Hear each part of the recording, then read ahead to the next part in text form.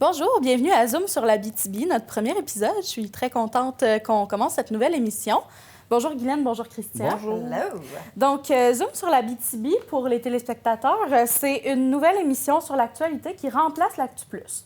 Pourquoi on a choisi de changer d'émission carrément? On voulait quelque chose de plus cosy, quelque chose de plus court, de plus funny. On voulait des extraits au lieu d'avoir des entrevues complètes aussi. Les téléspectateurs nous ont dit qu'ils n'aimaient pas la formule de l'Actu Plus. Ils ne savaient pas trop où ils s'enlignaient avec ça. Donc, on a choisi de faire un format plus court, plus intéressant. Et on va voir dans les prochaines semaines ce que ça donne. Ça se peut que dans certaines entrevues, on ait des visuels de l'actu encore. C'est pas grave, ça va changer prochainement. On est en train de travailler là-dessus.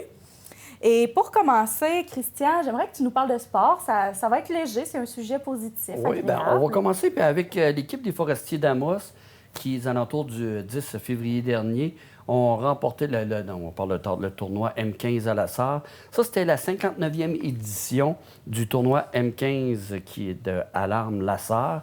En tout cas, c'est 21 équipes qui avaient sur place dans 3 catégories, soit le AA, le A et le B. Et c'est l'équipe d'Amos, donc, qui a remporté les honneurs. Et il y a aussi les honneurs dans le double A, c'est-à-dire dans la catégorie la plus forte. Et il y a aussi un jeune homme qui a mis la main sur le titre de champion. Attends un petit peu, là, je suis en train de me remêler. Alors, il y a un petit gars d'Amos qui forestier de Justin Lajoie, qui a quand même remporté le prix du meilleur défenseur. Alors, quand même, c'était un gros tournoi, très gros tournoi national pour de ça. As-tu une information à savoir M15, ça veut dire quoi exactement? Hey, avant, c'était ça. Avant, c'était Atome, Pee-Wee, Oui. Bantam, Midget. Ouais. M15, c'est 15 ans. Oh, Donc, OK, c'est ça. C'est des ados, là. Je pense que c'est ça. Je pense que c'est devient OK. Bantam, là. Ils ont changé les termes. Oui, puis je dois t'avouer, puis ça, c'est dans bien des sports. Hein. On dit ça aussi là, pour le ski de fond, on dit ça pour... je suis tout mêlé. Alors... On est trop vieux, là. Ouais, c'est une autre catégorie, celle-là. Il y a aussi une équipe de hockey dont tu voulais nous parler, mais je suis comme pas trop au courant. Ah oui, bien ça, ça sera pas long. C'est le Bécard. Le 23 janvier dernier, c'était au Centre sportif André Dubé. Il y a eu une conférence de presse qui nous parlait de l'équipe, le Bécard de Sainte-Terre, qui fait partie de la GMHL. C'est une ligue de hockey qui avait 26 équipes à travers le Canada. Donc là, on est rendu, on a les... C'est un peu comme... OK, c'est un petit peu moins fort que les foreurs et les huskies, mais c'est quand même un gros calibre et qui se ramasse en Abitibi. C'est parce qu'on n'avait aucune équipe de l'Abitibi dans la GMHL. OK. Il y en avait une ou deux au Témiscamingue et en Ontario, le nord de l'Ontario, tout ça. Mais là, il va en avoir une en Abitibi et c'est Sainte-Terre qui ont la franchise, l'équipe, le Bécard de Sainte-Terre. Donc, mais il y a quand même, il va y avoir des joueurs de partout là-dedans. Là. Il y a des joueurs qui peuvent venir d'Amos, de Suède, c'est vrai, là, un peu partout. Alors, quand même, ils ont fait l'annonce comme quoi que Sainte-Terre était officiellement... Le Bécard, l'équipe Le Bécard existe depuis 2019, mais il n'était pas dans une ligue comme ça. Là, c'est vraiment nouveau. À partir de septembre, ils vont être dans la GMHL. Donc, c'est une grosse équipe. C'est intéressant, ça. Oui, c'est que ça va être quelque chose de quand même assez gros. Et pour la présidente Cathy Tremblay, écoute, c'est un gros événement pour Sainte-Terre. Définitif. Comment dire, on est habitué, les Comètes d'Amos, les Foreurs de Val-d'Or. On a toutes les grosses équipes. Mais là, on va avoir les Bécards de Sainte-Terre. Ben oui. C'est le fun pour les gens de Sainte-Terre. Alors, c'est ça. C'est sûr. Puis, parlant de fierté abitibienne, on a un jeune, je sais pas si ça se dit quilleur, non? Hein? Un quilleur, je pense que oui. Oui. Hein? Oui, un jeune joueur de quilles Oui, ça se dit comme ça. il va représenter la région, si j'ai bien compris. Hey, championnats nationaux 2023. Hey. Alors, quand même, à 11 ans, c'est Manoé Fredette. Un petit gars, en tout cas, il va participer aux championnats nationaux juniors. C'est du 18 au 21 mai à Sault-Sainte-Marie, en Ontario, ça, je pense. Oui. Sault-Sainte-Marie. Oui. Donc, alors, quand même, il était à la tête de classement. Les qualifications se sont faites en février dernier, le 4 février dernier, au centre 440 à Laval. Alors, quand même, un petit gars de 11 ans d'Amos qui va représenter le national. C'est quand même quelque chose de jour. C'est le fun, ça, qu'il y a de plus en plus de jeunes qui se démarquent, puis qui viennent de l'Abitibi, puis qui sortent d'ici. Là. Donc, c'est vraiment intéressant là, que ça se produise, puis qu'on en parle. Oui, ben oui. Oh, ben, puis là, on n'a pas eu le temps, je sais pas, on n'a pas fait de notes, mais là, on a quand même au ski de fond qui se démarque énormément. On a Arnaud Leclerc qui récemment a remporté un prix à Sherbrooke. Et on a bien sûr Elfie Deshaies. Attends, je me mets des noms. Oui, c'est ça. Elfie Deshaies, Léa Maud-Brière. Alors, des petites filles, des jeunes au ski de fond qui se démarquent énormément. Alors, c'est à suivre. On est allé à l'affût de ça. Il y a du talent en Abitibi. Ouais. Oui, et d'ailleurs, on a un Amossois qui fait partie du Cirque du Soleil maintenant. Il s'appelle Louis-Philippe Jourdouin et il est jongleur. On a une entrevue écrite sur notre site web pour un peu plus d'informations. Il nous parle un peu de son parcours, pourquoi il fait ça. Moi, j'aimerais ça en parler un peu plus, mais je le connais pas personnellement. On n'a pas fait une entrevue vidéo non plus, on peut pas le montrer. Mais je trouve ça vraiment impressionnant qu'on ait quelqu'un qui vient d'Amos, qui se retrouve au Cirque du Soleil, qui est quand même le top du top. Là. Donc ça, c'est vraiment une belle nouvelle pour la région. C'est une belle réussite. Et ça, si les gens n'ont pas vu la nouvelle, ils peuvent quand même aller sur le site. Oui, puis, oui, c'est toujours accessible. Aller lire les articles puis tout ça. Ah, parfait. Ben, son nom, tu sais-tu? Oui, Louis-Philippe Jourdouin. Louis-Philippe Jourdouin, OK. Oui. Et là, tant qu'à parler un peu de culture, Guylaine, il y a la Magie des Neiges d'Amos du 24 au 26 février, c'est ça? Exactement. Il y a eu une entrevue avec Ghislain Drolet, qui est le président de la Magie des Neiges.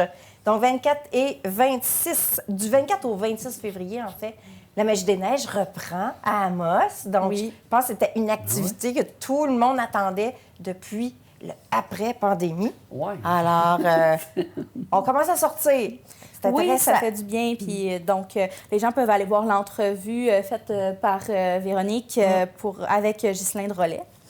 Et Christian, il y a aussi eu le colloque culturel de Sainte-Terre. On a quelques images d'ailleurs. Ben oui, les 20 et 21 janvier dernier, l'équipe des loisirs de Sainte-Terre, quand même, qui faisait un colloque culturel, c'était sur 2 jours. Il y avait des ateliers, il y avait en tout cas des paquets d'activités, des choses. En tout cas, il y a une journée où c'était beaucoup plus information, etc. Le lendemain, on mettait en pratique, mettons, pour fabriquer des petits objets en cuir avec le Centre d'amitié autochtone et tout ça. Alors, et puis il y avait même des goûters. Je ne savais pas, mais à Sainte-Terre, on a des gens de Turquie, du Maroc, d'Allemagne, de Philippines, du Pérou, du Japon. Puis ça, c'est juste dans une petite ville de Sainte-Terre, il y a tout ce monde-là. Là. Alors quand même, c'est diversifié, Hey, c'est des choses que j'ai découvertes. Ils avaient tout amené des mets de leur pays. Ils avaient tout fabriqué des mets qu'ils font dans leur pays. Un peu comme les bouchées de culture à Rouyn-Noranda. Je ne sais pas si tu connais. Oui, mais c'était plus modeste, on s'entend. Oui. Mais en gros, cette fin de semaine-là, c'était beaucoup pour relancer la culture. À Sainte-Terre, la culture, on s'entend. On va vous donner un exemple, OK? On pourrait dire qu'il il y avait 70 personnes, il y avait 6 hommes dans la salle. Fait qu'on voit un peu la culture à Sainte-Terre, c'est beaucoup plus féminin. Des gars, c'est plus des mécaniciens, des gars de troc, tout ça. Alors, mais quand même, on veut relancer un peu les pièces de théâtre, on veut relancer un peu des spectacles. On veut ramener un peu le monde à la culture à Sainte-Terre, chose qui a fait défaut particulièrement, qui était en train de se relancer en 2019, mais à cause de la pandémie et tout ça, ça a fait pouf. Alors, on veut donner un petit coup de bord et tranquillement. Et côté culturel aussi, tu as fait une entrevue avec Denise Filion. On a d'ailleurs une entrevue à ce sujet-là. On va la regarder et ensuite, on va en parler. J'ai débuté ma carrière en tant qu'artiste peintre en 1993 en prenant des cours de fin de semaine. afin de mieux peindre lorsque je prendrai ma retraite. J'ai eu l'occasion d'aller à Paris et j'étais vraiment décidée de prendre des cours avec un professionnel. J'adore les autres cultures parce que dans ma famille personnelle, il y a beaucoup de cultures étrangères. Alors, j'ai pris des cours à Paris avec Antonio Rose pour ses lumières dans ses tableaux. Ensuite, j'ai eu des ateliers avec Pierre Michigan, un monsieur italien qui s'appelait Attila, plusieurs nationalités différentes. J'étais décidée d'avoir des cours. Je voulais faire bien la peinture. Alors, j'ai pris tous les moyens. J'ai étudié aussi en Italie, au Portugal, en Espagne, toujours avec des professionnels. J'apprends beaucoup des cultures différentes. Artiste accompli, je ne sais toujours pas qu'est-ce que ça signifie, cet adjectif. Pour moi, je suis une artiste ordinaire qui travaille très, très fort. Je dirais 300 jours par année minimum, à 10 heures par jour. Je me fie toujours à mon instinct. J'utilise des matériaux de très haute qualité. Je suis très ordonnée, très structurée. J'enseigne la peinture aux adultes aussi. Et ces étudiantes m'apprennent beaucoup. Vous savez, quand on enseigne, on apprend de nos élèves. J'ai réussi, j'ai gagné des prix. À vrai dire, ma carrière internationale a débuté en 2000, mais ce qui a vraiment donné un bon coup de pouce à mon trajet d'artiste, c'est le mondial de Las Vegas, où ma toile a été le numéro 1 au monde. J'ai gagné un prix au Louvre. D'abord, je le réalise toujours pas, après 2 mois. Je ne comprends pas trop, parce que j'étudie pas vraiment mes toiles, moi. Je fais de mon mieux à partir d'une inspiration que j'ai eue là-bas à Paris, à partir de la devanture d'un cinéma qui était en carreau miroir, puis qui reflétait, selon les heures de la journée, différents motifs. Ça m'a donné l'idée de traduire ça par des bandes verticales en mouvement. Alors, je suis revenue, puis je l'ai rangé. Je ne l'ai pas exposé souvent, une fois. J'attendais le bon moment pour un grand concours, j'aurais dit, parce que c'est mon invention personnelle. Et quand j'ai eu l'invitation des 2 frères italiens qui sont des critiques d'art très, très connus, j'ai décidé de la proposer parce que personne jamais au monde n'a fait ce style de tableau. Comment j'ai réagi quand j'ai su que je gagnais le prix au Louvre? À vrai dire, je réalise pas encore, désolée, mais j'ai beau me pincer parce que ça dépasse tous les rêves que j'aurais pu faire dans ma vie. Jamais je n'aurais cru, après 11 visites au Louvre, qu'il y aurait un filion au carrousel. J'aimerais que mes parents soient présents pour savoir où je suis allée en peinture. Parce que ma mère était une très bonne peintre, elle m'a beaucoup encouragée, mais c'est très dur d'atteindre un très haut niveau. Il faut travailler super fort pour en arriver là. Donc, Denise Filion, une artiste peintre qui a gagné un prix au Louvre. Le Louvre? Ouais. Tu sais, quand tu regardes une vidéo comme ça, moi, ça me rend émotive. de regarder une femme de... Tu sais, je nommerai pas son âge, je dirais pas son âge, là. Mais tu sais, c'est son rêve depuis toujours de se dire, hey, le Louvre, ça serait une place où j'aimerais exposer. Mais une de mes toiles, puis qui gagne un prix au Louvre, qui est exposée là-bas, tu sais, c'est quelque chose. En plus, c'est une femme de l'Abitibi, d'Amos. D'Amos, OK. Elle est d'Amos, là. C'est extraordinaire tout ce qu'elle fait. Nous, on est allés chez elle. Et d'ailleurs, le format que vous avez vu de vidéo, bien, c'est un nouveau format qu'on est en train de faire ici à Médiaté. Alors, des capsules documentaires, puis ça, bien, tu sais, ça amène justement un aspect très touchant, très émotif.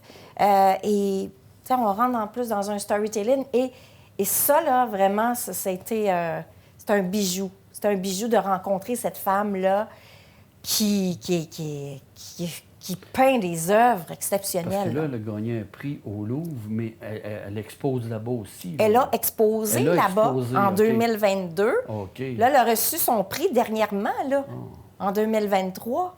Elle ne s'attendait pas à ça, là. C'est quelque chose de grandiose, tu sais. Surtout, en plus, c'est comme elle l'a dit dans la vidéo, fait 11 fois qu'elle va au Louvre. 11 fois. Puis là, elle est exposée au Louvre. Tu sais, je pense qu'un artiste peintre, c'est ça son but ultime. Il peint pour être dans un endroit prestigieux comme le Louvre, là. Oui. Est-ce que tu es déjà allée au Louvre? Je suis allée à Paris, j'ai passé aux côtés du Louvre. Mais je ne suis pas rentrée parce que la ligne là, était tellement grande que ça peut... Moi, j'y suis allée avec mon amoureux au Louvre et c'était vraiment magnifique comme endroit. Pas le droit d'apporter de collation, je me suis fait avertir. Moi, j'ai failli y aller en fin de semaine du colloque à Sainte-Terre. C'est vrai. J'ai failli y aller parce qu'il y avait, dans le colloque, c'est justement, il y avait un qui donnait en tout cas, qui montrait comment ça marche, les fameux casques virtuels. Oui, les casques virtuels. Là, moi, j'avais le choix entre le Louvre et les pyramides. J'étais allé aux pyramides. Wow! Hey, c'était impressionnant, cette bébelle-là. Mais j'ai failli aller au Louvre. Bon, il va falloir que j'aille voir les pyramides un jour et toi, tu iras au Louvre. Mais c'est vraiment intéressant, cette case virtuelle. Ben oui, sûrement. Je savais pas que c'était autant... On pourra vivre l'expérience peut-être à un moment donné et en parler un petit peu plus longuement. Et oui. Là, je me sens un peu mal parce que je vais devoir couper notre Zoom sur la culture pour passer aux faits divers. Et là, on va parler d'un événement un peu moins joyeux. Ça, c'est moins joyeux. En fait, c'est le 10 février, à 13 sessions, vers 5h45, sur la route 111, il y a eu un accident qui comprend 4 blessés et un conducteur. Et malheureusement, c'est un conducteur qui a été accusé en faculté affaiblie par la drogue. Tu sais, on est habitué faculté affaiblie au niveau de la boisson, mais là, il y en a beaucoup là, qui prennent un petit joint par-ci par-là pendant qu'ils conduisent ou avant de conduire, puis c'est très dangereux. Alors, ça a causé 4 blessés. On n'a pas eu de mise à jour sur cet effet-là, par contre, à savoir si les gens se sont rétablis de ça. Alors, voilà, note moins joyeuse. Lorsque ça va pas, plutôt que d'aller vers l'alcool, la drogue, c'est bien d'aller demander de l'aide. Et d'ailleurs, là, je sais pas si c'était un homme qui a été accusé ou une femme, mais il y a la campagne à Tampa qui a été lancée par différentes organisations il y a pas très longtemps, une semaine ou deux, je crois. Et c'est Mélanie Tremblay qui est venue m'en parler, la directrice du Centre de prévention du suicide. On a fait une entrevue là-dessus. On la passera pas aujourd'hui, là. Mais ce qu'il faut savoir, c'est que c'est pas une campagne de prévention du suicide. Parce que l'objectif, c'est de dire aux hommes, aller chercher de l'aide avant d'en arriver là, avant d'avoir des idées suicidaires, avant de souffrir tellement que la vie en devient difficile. Et ça, on le sait, chez les hommes, et surtout les hommes de, je crois, 55 ans et plus, c'est beaucoup plus difficile de demander de l'aide. Et c'est dans ce groupe d'âge-là qu'on voit le plus de cas de suicide, d'ailleurs. Ah oui, OK. Oui. Okay. Et on précise que c'est pas une campagne de prévention du suicide parce que ça a été lancé très peu de temps avant la semaine du 5 septembre, qui est la semaine de prévention du suicide. Et d'ailleurs, on peut demander de l'aide quand ça va pas, mais aussi quand quelqu'un d'autre nous fait du mal. C'est le cas pour Abitibi-Ouest. En fait, il y a une maison d'hébergement qui va être créée pour les femmes victimes de violences conjugales. Il n'y en avait pas déjà eu? Non. Non? Ah, Non. OK. C'est nouveau. La maison d'hébergement L'Émeraude en Abitibi-Ouest va permettre aux femmes d'avoir un milieu où aller lorsqu'elles sont en danger. OK, parce qu'ils sont au centre. Il y en a une à Rouen, il y en a une à Amos, il y en a une à C'est Val-d'Or, ça. mais ils n'ont pas à la... Il y en a partout en coin de la Abitibi, Sarre, sauf à là. la Sarre. Ah, bon. OK. OK. Donc, je ne sais pas si ça va être directement à la Sarre. D'ailleurs, c'est une information confidentielle. Je ne OK. sais même pas si Ouais. le bâtiment va être construit ou acheté.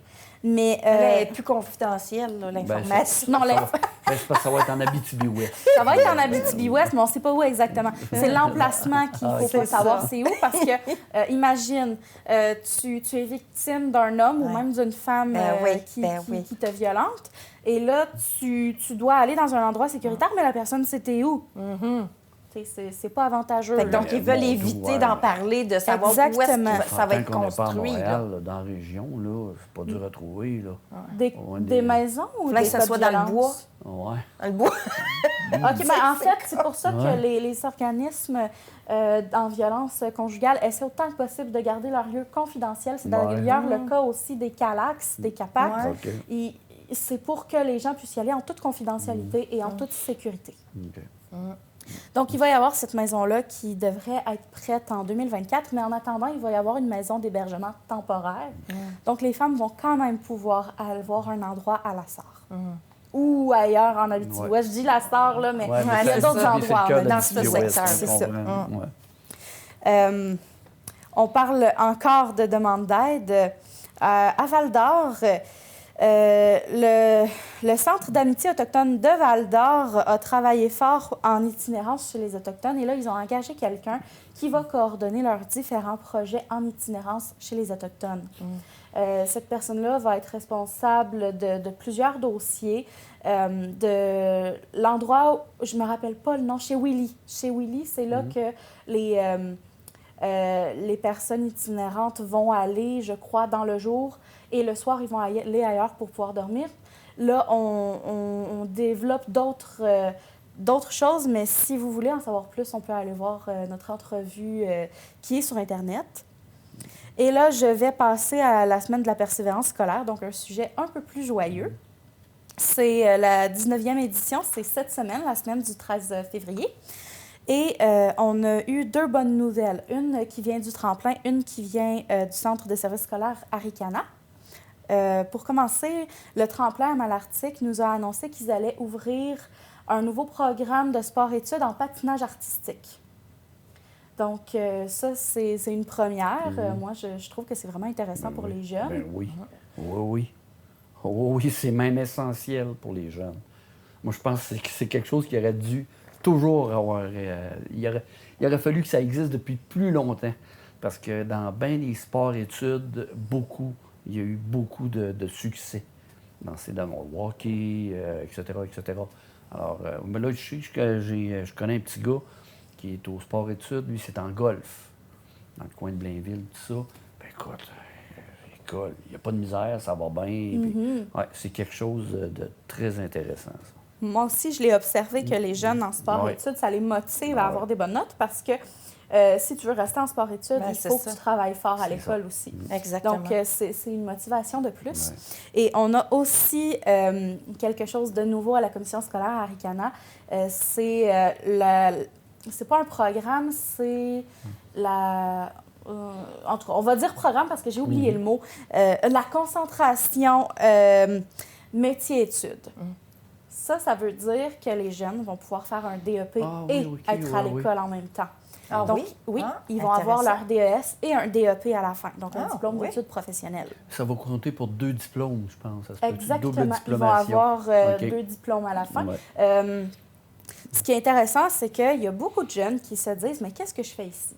L'art plastique, l'éducation physique, tout ça, ça ne m'intéresse pas. » Ils doivent quand même faire 3 matières obligatoires, mathématiques, français et anglais. Mais à partir de secondaire 3, ils peuvent s'inscrire. Et si on veut plus d'informations, on a une entrevue vraiment avec le CFP et avec avec l'école secondaire qui sont venus ensemble nous parler de ce nouveau programme-là. Et moi, je trouve que c'est vraiment un beau programme, tout comme le patinage artistique à Malartic. Et d'ailleurs, les deux sont ouverts à toute la région, là. Donc, quelqu'un qui vient d'ailleurs pourrait décider d'y aller. C'est juste qu'il faut coordonner le transport et tout ça. Mais c'est des programmes qui ne sont pas juste ouverts aux villes où se trouvent les écoles. Là, on parle de persévérance scolaire. J'aimerais parler de persévérance chez les enseignants. Parce que, on le sait, il y a beaucoup de décrochage chez les enseignants. On a eu la semaine des enseignants et des enseignantes, la semaine du 5 février. Et après, est-ce qu'on en parle? C'est une question que je vous pose, là. Est-ce qu'on en a entendu parler vraiment après, là? Même pendant, tu sais, quand tu vas plus à l'école, t'as peut-être pas ça, là. C'est pas dans ton champ de vision, mettons, là, tu sais. Alors, moi, j'en ai pas nécessairement. Ça fait longtemps qu'on n'a pas été à l'école. C'est ça, écoute. On est les vieux, nous autres, là. Mais là, ce que je veux dire, c'est qu'on a un gros décrochage chez les enseignants. Dans les 5 premières années... Décrochage chez les enseignants. Les enseignants quittent l'école. À cause des conditions de travail, à cause de plein de raisons. Et d'ailleurs, j'ai eu une entrevue avec Jonathan Saint-Pierre, Jonathan le prof, qui est connu sous le nom donc, de Jonathan le prof sur Internet. Et on va pouvoir écouter l'entrevue.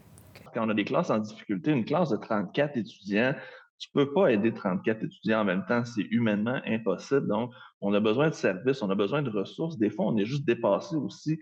Il y a des jeunes qui ont des problématiques auxquelles on n'est pas formé. On a besoin d'aide externe, des travailleurs sociaux, des psychoéducatrices, à la limite des psychologues. On a besoin de personnel pour aider nos jeunes. Parce que si nos jeunes entrent dans nos classes, ça va pas, nous, on peut pas faire notre travail avec eux. Fait qu'on a l'impression d'être impuissant, on a l'impression de pas bien faire notre job.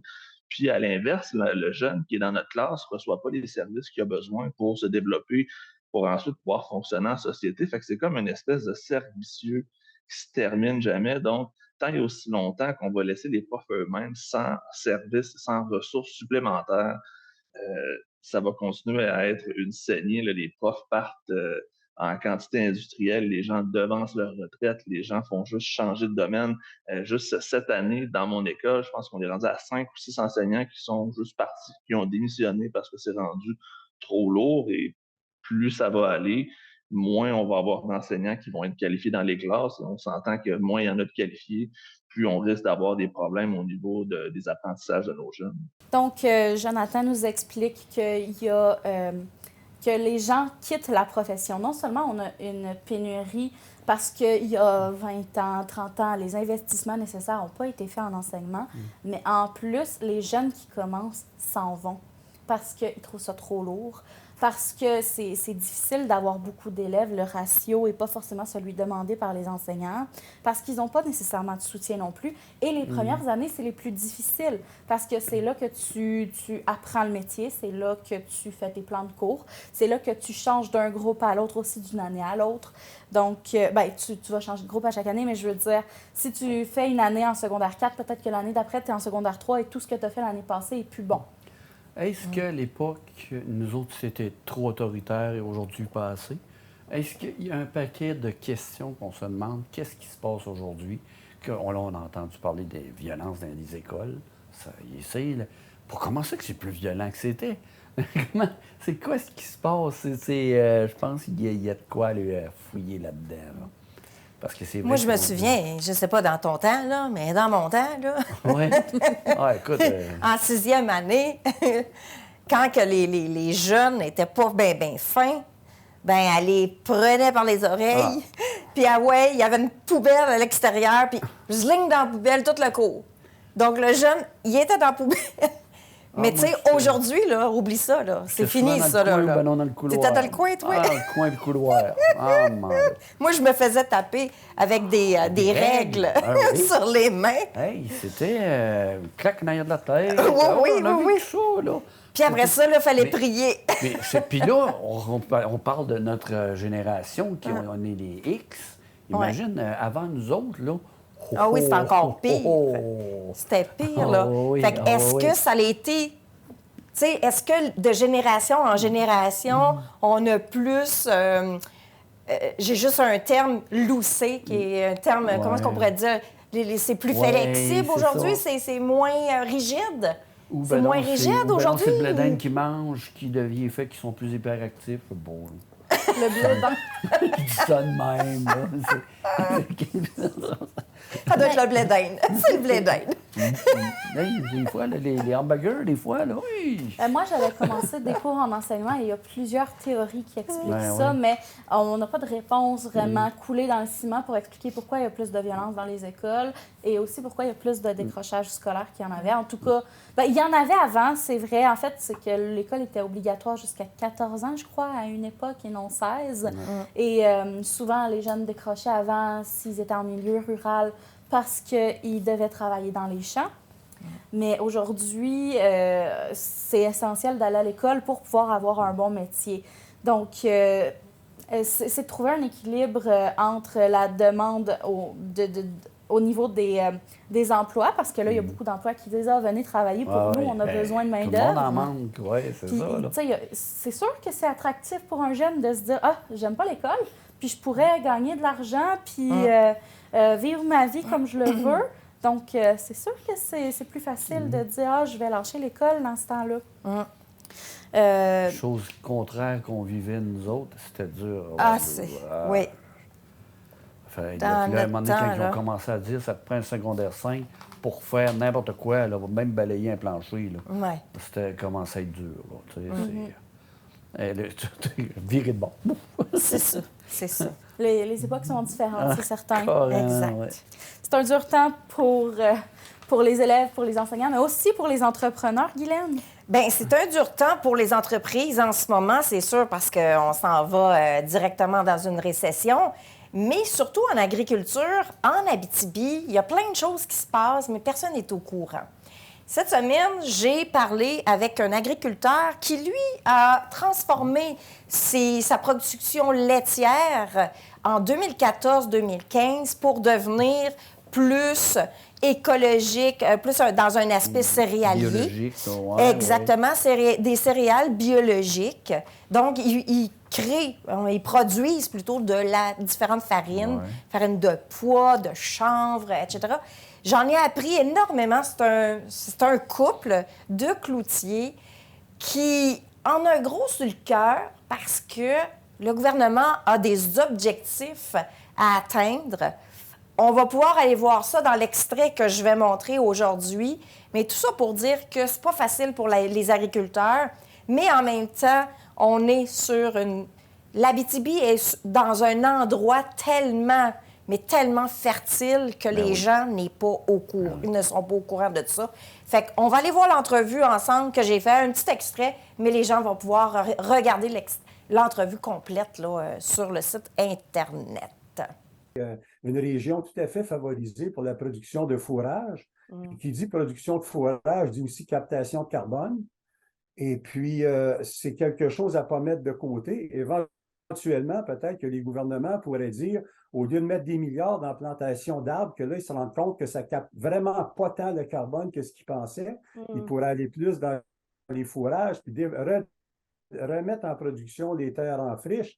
Il y a vraiment, vraiment quelque chose à faire à ce niveau-là. Ça veut dire remeubler les campagnes, puis mettre plein de terres en production qu'on sait qu'éventuellement, on va en avoir besoin. Avec le réchauffement climatique, puis avec le 100 millions de population que le gouvernement fédéral veut développer au Canada d'ici peu, les villes vont s'élargir, les centres-villes dans le centre des provinces, comme Toronto, Montréal, eux autres, ils vont déborder dans les couronnes, ces meilleures terres-là vont disparaître. Où est-ce que vous pensez qu'il va falloir qu'ils aillent produire?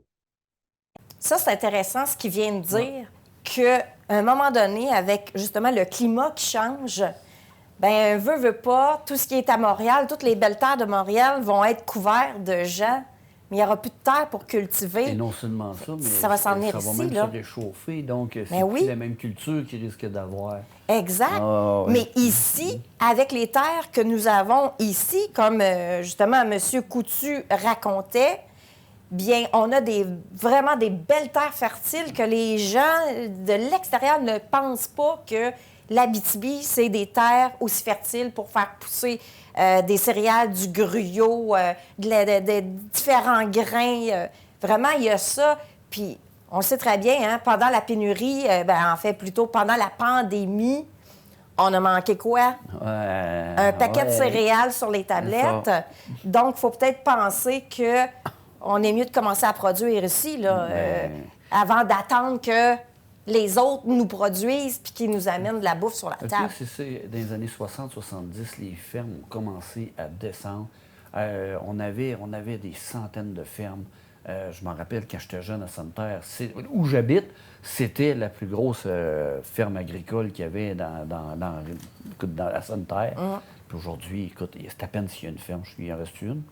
Mais c'est ça, c'est ça. Mais c'est qu'il n'y a pas de relève. Non, c'est ça, mais on n'encourage pas la relève. On n'encourage pas la relève, non. Mais aussi Parce le que là, gouvernement... il y en a qui veulent revenir. Il y en a qui veulent revenir. Exactement. Mais ils ont besoin d'aide. Ils ont besoin C'est ce que je parlais avec M. Coutu et sa femme, Mme Sicard. Est-ce qu'il y a de la formation pour quelqu'un qui veut devenir un cultivateur, qui veut produire des produits locaux, produire une terre fertile, mais rentable? Y a-t-il de la formation pour ça? Il y en a. Il y a de la formation pour ça. Est-ce que les gens sont au courant? Non. Il manque de communication à cet effet-là. Donc, M. Coutu est quelqu'un qui est dans 10 comités CA. C'est quelqu'un de très cultivé, hein? C'est drôle à dire, un jeu de mots. Cultivateur, mais quelqu'un de très cultivé. Et il nous en apprend énormément là, dans cette entrevue-là, que j'invite les gens à aller regarder. Sur un autre point, j'aimerais ça parler des festivals de l'Abitibi. Tu sais, tout ce qui est 4 roues, là. Bien, il y a eu des grosses problématiques dernièrement. Des affaires d'assurance. Exactement. Festival de camions Saint-Félix qui a fermé ses portes. Fini.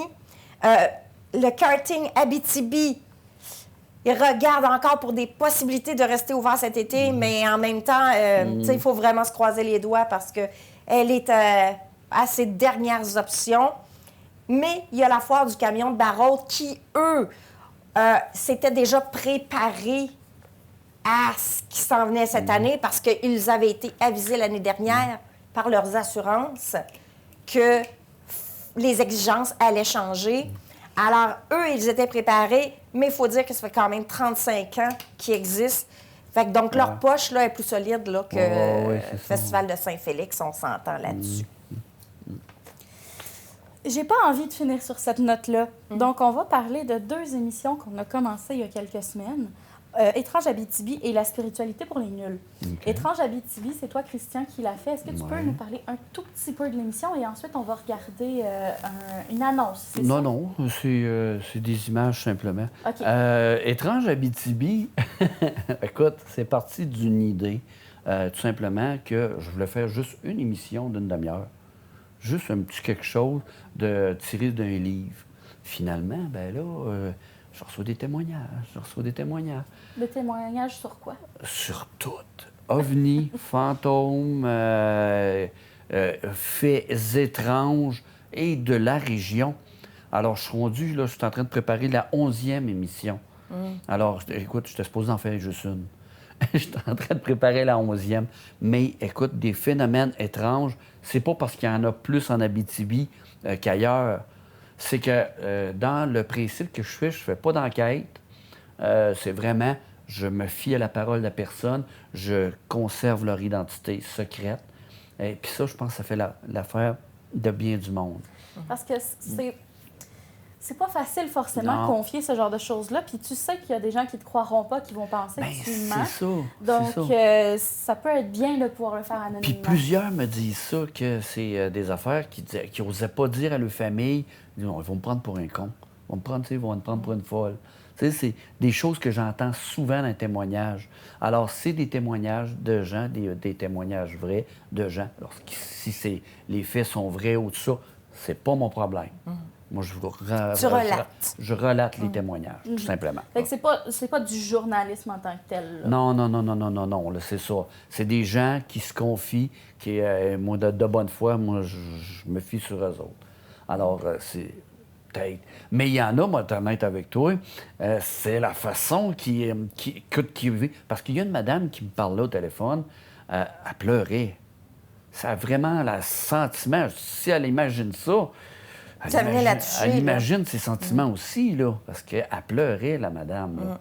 Alors, c'est quelque chose d'assez... Ça vient chercher. On voulait aussi parler de la spiritualité pour les nuls, qui est une émission sur la spiritualité, un balado fait avec Christian et Stéphane, ton amoureux. Et la réalisatrice, c'est Guylaine. Oui, effectivement. Non, c'est pas important, ça. Non, c'est ça. Non. On va regarder un petit extrait. Oui. On a les croyances, puis on a la foi. Pour moi, personnellement, la grosse différence entre une croyance puis la foi, c'est que moi, la foi, c'est parce que j'ai vécu quelque chose par rapport à.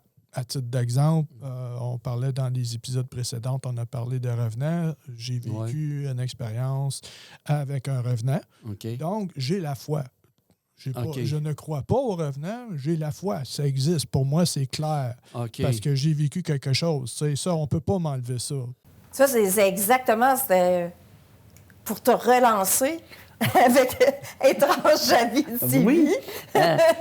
Oui, en quelque sorte. Mais oui, parce que Stéphane raconte là-dedans comme quoi que c'est quoi la différence entre la foi et la croyance de. Parce que c'est en fait la spiritualité pour les nuls. Les gens peuvent penser que c'est des charlatans, Non, de la spiritualité, c'est plus de la conscientisation avec toi-même selon de croire en toi, de trouver ta foi intérieure et de croire en toi, en tes moyens, en qui tu es et de trouver ta propre spiritualité. Fait que c'est un peu ça que j'ai voulu créer comme une émission pour que les gens puissent être informés de comment te retrouver, comment retrouver ton intérieur. Parce qu'on s'entend que pendant la pandémie, des maladies mentales, des problématiques mentales également, c'est venu jouer sur les nerfs de beaucoup de personnes.